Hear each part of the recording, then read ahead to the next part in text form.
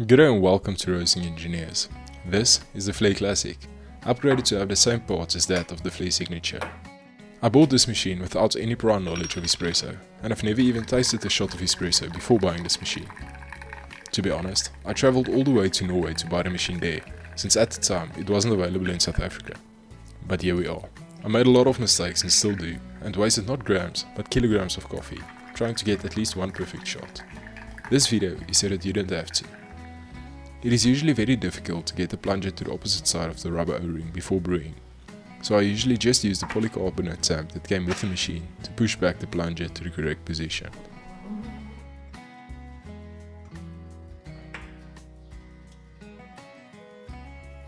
The chamber needs to be preheated to minimize temperature loss of water when brewing. The easiest way to do this is to put it on a kettle, so that the steam can preheat the chamber whilst the water is busy heating up.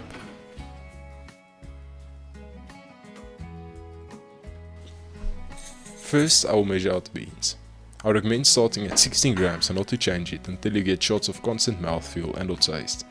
But you will realize it's quite difficult to fit in that much coffee in such a small portafilter.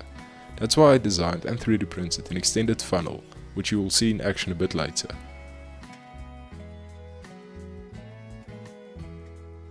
Let's understand a few important terms. When we talk about bar, we are referring to the unit of pressure used in espresso machines. 1 bar is approximately equal to atmospheric pressure at sea level. In the context of making espresso, 9 bar is often considered ideal pressure for extracting espresso. I am using the Espresso X Ultra grinder for this, set at a setting of 4.5.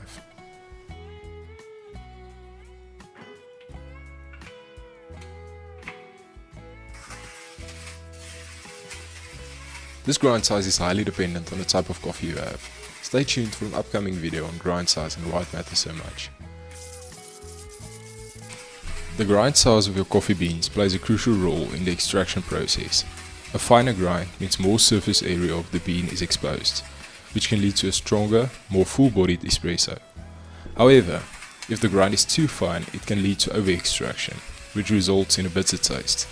On the other hand, a coarser grind can lead to under-extraction when not enough flavor is pulled from the beans, resulting in a sour taste. Temperature is another key factor in espresso extraction. The ideal temperature for brewing espresso is generally between 90 to 96 degrees Celsius.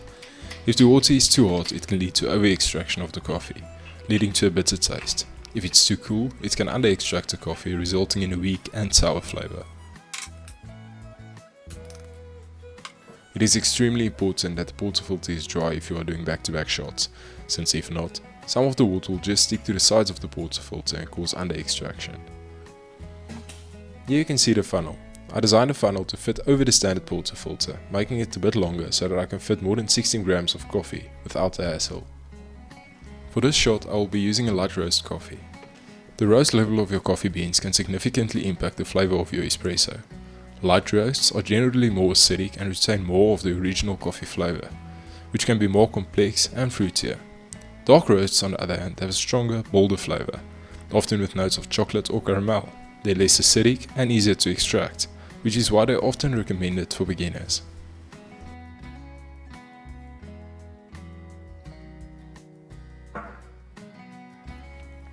Next, I use another one of my 3D printed tools, a WDT tool, to get rid of all the clumped together pieces in a ground coffee, as this will cause more resistance and ultimately cause channeling to occur.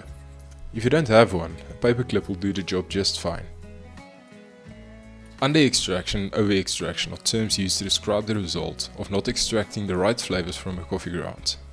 Under-extraction occurs when not enough flavor has been extracted from your coffee, often due to the water being too cool or the grind being too coarse.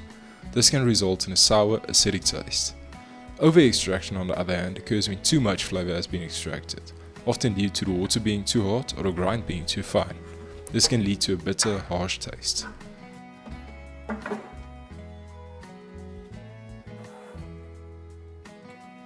Now I will slightly tamp the coffee just to get all the coffee in the portafilter.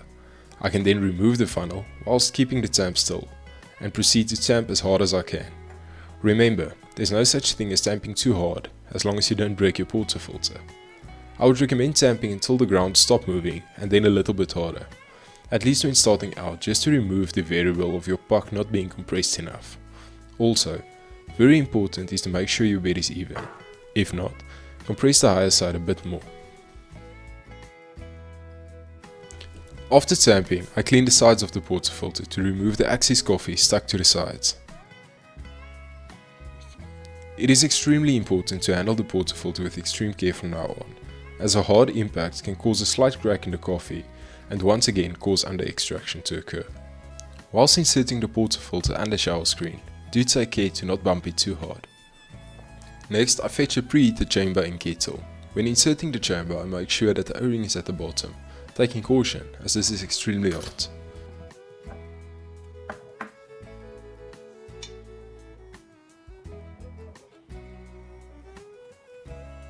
When tasting espresso, one thing I learned is that the espresso will be sour and bitter. That is just the taste of coffee. However, you must try to get the sourness and bitterness to equal amounts. That's how you know you have made a nice shot of espresso.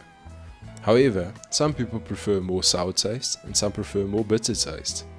And that is where the beauty in making your own shots comes in.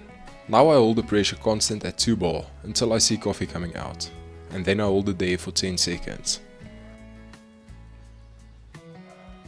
Afterwards, I ramp it up to 9 bars until all the water is out of the chamber, aiming for approximately 40 seconds at 9 bar and 50 seconds from the first drip.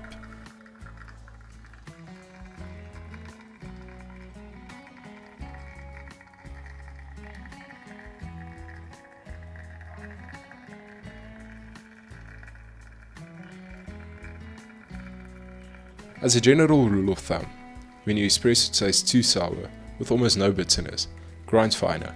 If it's too bitter with almost no sourness, grind coarser.